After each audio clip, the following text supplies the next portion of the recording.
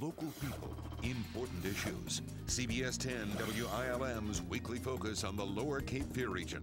This is Byline Wilmington with your host, Don Ansell. Well, the Port City's pro soccer team, the Wilmington Hammerheads, are back in business, as recently announced by local entrepreneur Bill Rudisill. He joins us today as our guest, along with head coach David Irving, to talk about why they went dark, what happened the first time around, and the new business model and their plans for the future.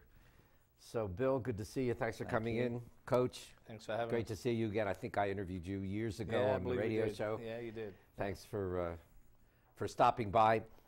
Bill, the whole idea of bringing pro soccer to the Port City originated the first time around, what, 96? 96, Al Pastore. Several of us were involved in the youth soccer, and when he approached us in 96, it was very flattering that he would consider Wilmington, and it just took off from there. So you were approached I was approached just because I was so involved in the community, helping getting in the county on the fields, or see the mayor, or some of the political. You were involved in the sport, and you had the connections. Maybe I guess you'd put say it like that. that. Yeah. What kind of investment was it to fund a startup the first time around? Well, of course, we didn't have any money in it to start up with. Al put a lot of money into it.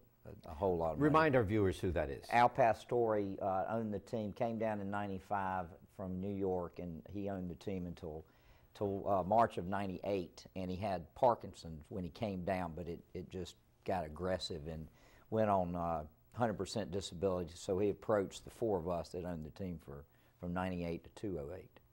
So. Why'd you do it first time around? Well, the first time, I mean, I was getting out of soccer because my son was graduating from high school, and I don't know, I just love the sport, and I seem to get consumed with things, and we didn't know what we were doing. We thought it was just going to be a hobby, and it just became our lives. Yeah.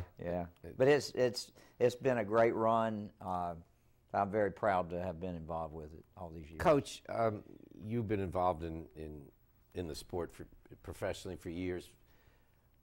We were chatting off camera about your background. Tell our viewers your background a little bit. Well, I was fortunate to play professional soccer for 20 years.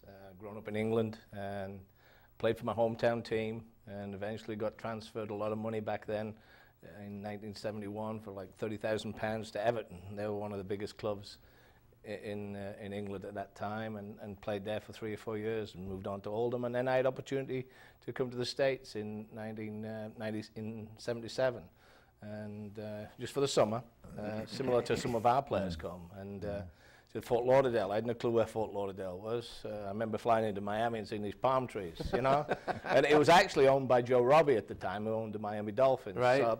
So that's how I ended up in the States, and I did that for 3 or 4 years, and I've been here since permanently from about 81, 82. And how did the two of you, how did that hookup happen? Well, when we bought the team in '98, March of '98, the team was already in place. We had to get a coach. I think Chip Stone might have been our coach first year, and then we didn't have a real good year playing at Laney High School, and we were looking for a coach, and I don't know, somehow or another, David...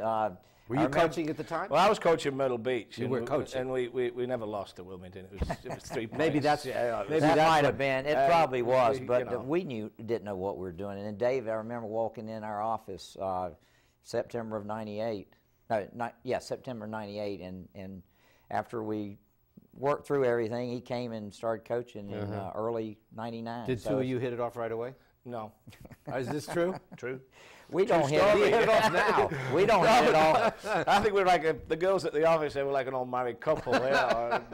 But I argue a lot and no sex. That's what American. I think we've been added a lot to each other's lives since 1999. That's for sure. And that was the first year that I came in, and actually the team moved from Laney to Legion Stadium, and I think that changed a lot of different things for the facility. All right, that we're at. So, of course, success is the carrot that everybody's pursuing. Right. What does success mean in your minds? How will you judge if this second time around is successful? What is that? Is it making money? Is it winning a lot of games? Is it everything? It's a little bit of everything. On the night of a game, seeing 2,000-3,000 fans down there with half, children, but no, we do plan on operating it just as we did before. But we are looking at this as a challenge. We're cutting some things out that maybe the fans will never notice.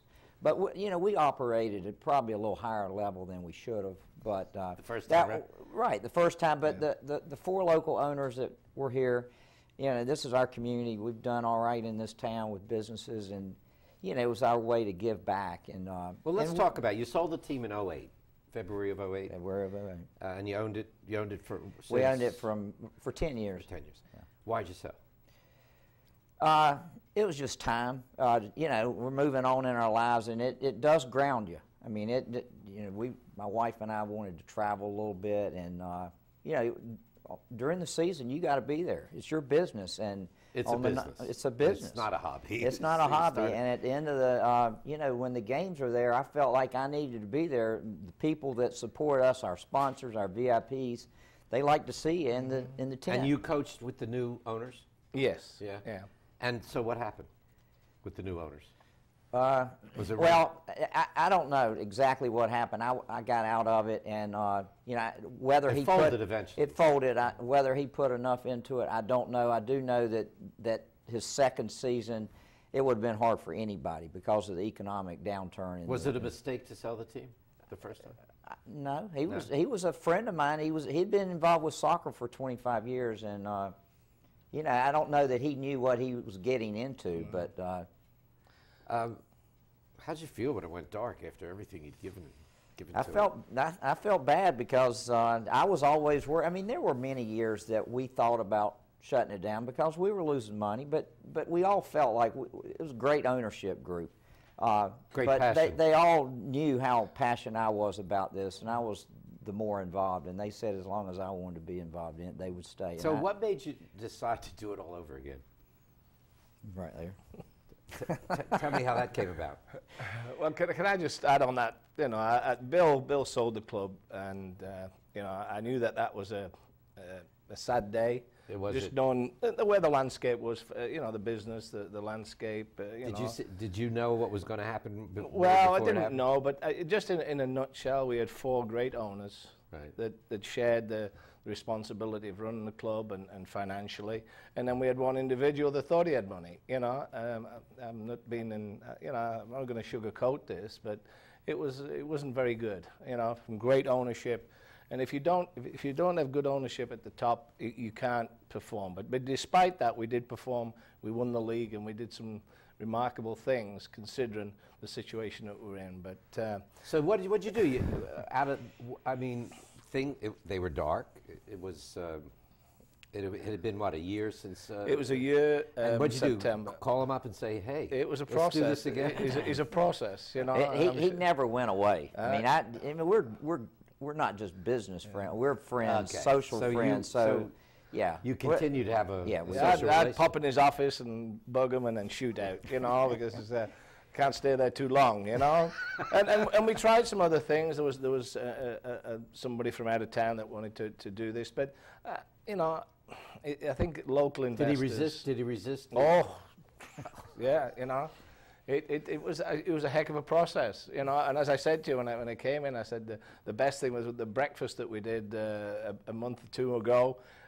He likes to talk, so he talked a little too much, and he had to back it up. So he had been in a bit of a corner, as you might say. And then he hurt his knee. This was the Wilmington Business Journal. They do a power breakfast about once every other month, and they did one on about professional sports. And Bill was on the panel, and it was very good actually. And I know how passionate Bill is, and his family. You got to talking, and you talked yourself right into it. Well, we had a gentleman from Chicago that was extremely interested, had the money, but he couldn't get comfortable with the viability of the league, and I don't know if it would have been a good fit. And then we got approached by an entity out of England, and that sort of got my interest, and it still does. Maybe 3 years down the road, you know, an English group may come in. They like to bring their players over. Well, let's hold it right there. We're going to take a break, and we'll come back, All right. and we'll talk more about that. What's in the future? What kind of investment foundation do they have to bring the team back? We'll be right back.